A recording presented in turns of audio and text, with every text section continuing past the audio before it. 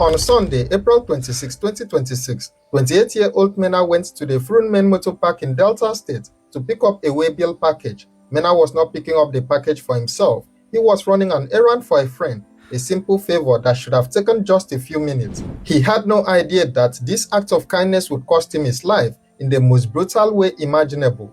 When Mena arrived at the motor park, he went to collect the package. The park attendant who handed it over to him immediately noticed something unusual.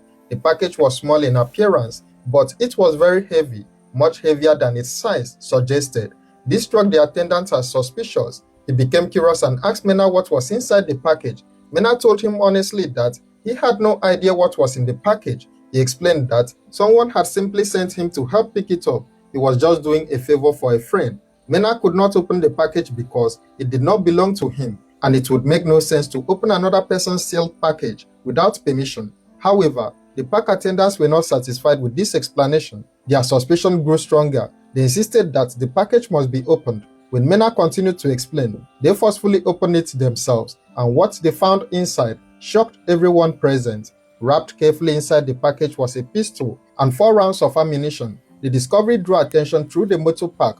The attendants immediately apprehended Mena. They tied both his hands and legs to prevent him from escaping, restraining him on the ground. Mena began pleading with the park workers. He told them again and again that he was not the owner of the package. He insisted that he had been sent by someone else. He even made a crucial offer. He was willing to take them to the man who sent him to get the package on his behalf.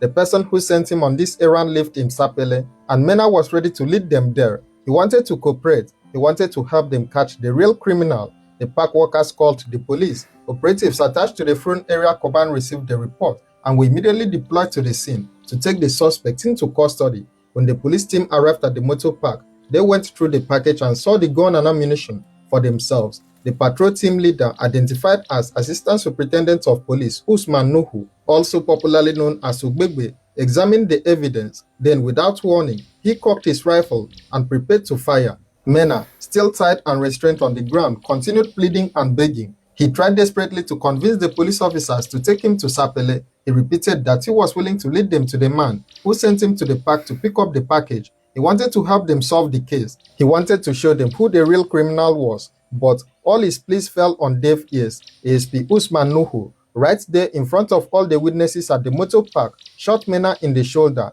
Mena was wounded and in pain, but he was still alive. ASP Usman then ordered his colleagues to carry Mena into the vehicle they had come in. The officers obeyed. They lifted the